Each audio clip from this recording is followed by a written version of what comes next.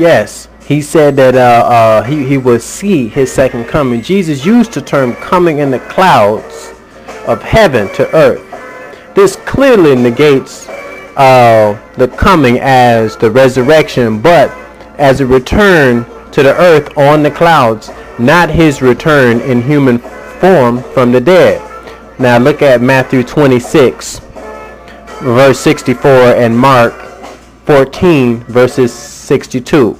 Now second, Jesus mistakenly tells his followers tells his followers that he will return and establish his kingdom within their lifetime.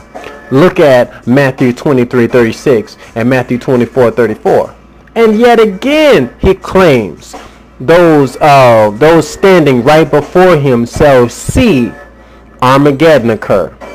Look at Matthew 16:28, and he said, there be some standing here which shall not taste death until they see the Son of Man coming in the kingdom and coming in his kingdom. Don't let Christians lie to you, or Hebrew Christians, or whoever lie to you and claim Jesus was referring to his modern day believers. The word "some standing here will not taste death" is clearly refutes such nonsense.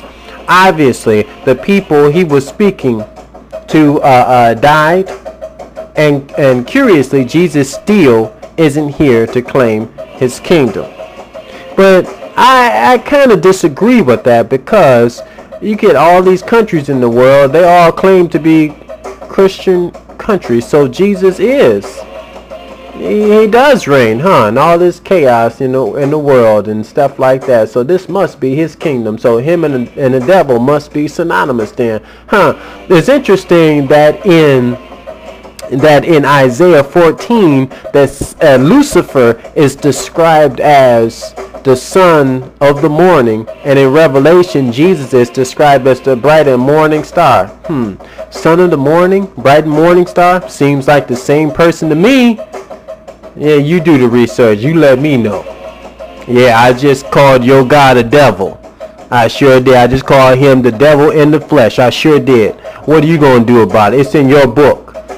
Now destroy all your books and then let's go then. But if you ain't willing to do that, then leave me alone then. Accept the truth as you hear it. And now deal with it. Because I'm not repenting for none of the words that I use. He is the devil, masquerading as somebody that's good. Oh, this ain't the first time that he did it. Look in the book of Job. You open it up and it says the sons of God coming up to see God. And Satan was with them. Only one that knew who he was Yahweh. He said, Satan, where goest thou? He said, up and down, to and fro, seeking who I may devour. He was walking with the sons of God, and the sons of God didn't even know who he was. So he came looking like them. How you think he gonna come? He came looking all subtle to Eve and wind up impregnating her with twins, Cain and Abel. Because inside of him he had good and evil. Remember, he was the minister of music in the heavens. Satan on earth right now uses music to hypnotize you. Not like the music that I got on in the background, but he uses with their words, and you backmask, and you hear all these subtle messages. Yeah, he uses all of that. He has to. Because he's the devil. That's what he's going to do. And don't you think that he can parade of being righteous?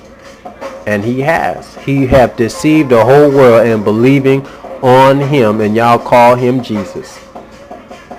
Now look at Mark 9 verses 1 and Mark 13 verses 30. Jesus again falsely predict the end of the world will come within the lifetime of his listeners. Jesus falsely predicts again that some of his listeners would live to see him return and establish his kingdom in Luke 9 verse 27. Here again, Jesus implies that he will return to earth during the lifetime of John. Check out John 21 verses 22. And again, Jesus said that all that he describes, his return, signs, Signs in the sun, the moon, wars, stars would occur within the lifetime of his listeners. He purposely defines their generation and not a future one, considering that none of those signs took place during the resurrection, and that he uses the term heaven and earth shall pass away. Clearly, Jesus is prophesying that nearly 2,000 years ago, Armageddon should have occurred. Look at Luke 21:25-32. Now, John predicts that the time was at hand, and he said it shall shortly come to pass. That's Revelation chapter 1, verses 1-3. Now, this is like 1900 years ago that this was written. Now, John again saying that Jesus will come quickly in Revelation 22 verse 7. And John thinks also that we were living in the last times. That's 1 John chapter 2 verses 18. Now, John says that the Antichrist was already present at the time in 1 John chapter 4 verse 3. That's interesting. Now look at Paul. His line asks, Paul thought that the end of the world was near and that Jesus would soon return after these words that he had written in Philippians chapter 4 verse 5. And he believed that they was living in the last days according to Hebrews 1 verse 2. And Paul believed that Jesus would have come in a little while and will not tarry according to Hebrews 10 verses 37. Now in 1 Thessalonians 4 verse 16 and 17, Paul stated, "For the Lord himself shall descend from heaven with a shout, and with the voice of the archangel, and with the trump of God, and the dead in Christ shall rise first. Then we which are alive and remain shall be caught up together with them to meet them in the air, and so shall we be forever with the Lord." Now, Paul shared the delusion taught by Jesus that in that he expected to be snatched up bodily into heaven with other saints then living, who would thus never taste death. The use of "we" clearly proves as much. It is difficult to deny that Paul was certain that the end of the world was coming in the lifetime of his contemporaries. Now check out James, supposed to have been Jesus' brother, thought that Jesus would come soon in James 5 verse 8. And Peter also wrongly believed that he was living in the last times and that it was the end of all things, that it was at hand. In 1 Peter 1 verses 20 and 1 Peter chapter 4 verse 7. So it's my conclusion to you that not only was their predictions false, but if they got all of that wrong, how much other stuff is wrong?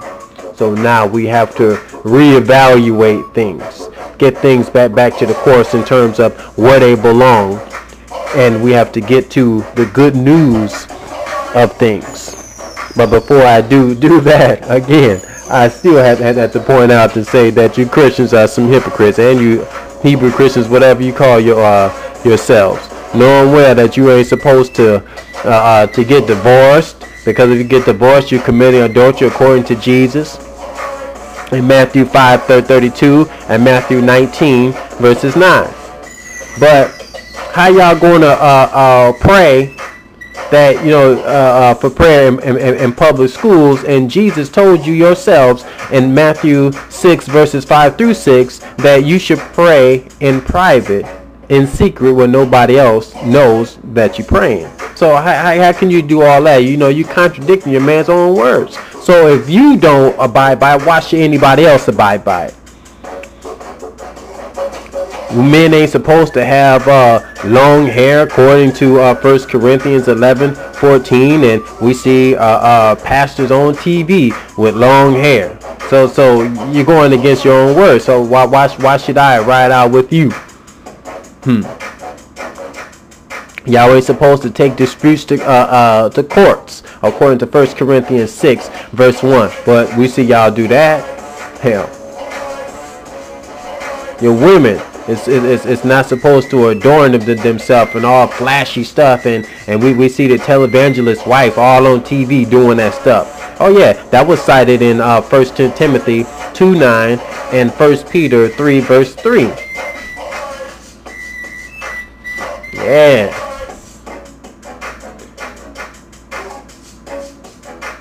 Let me get a few other things out here. A seducer must marry.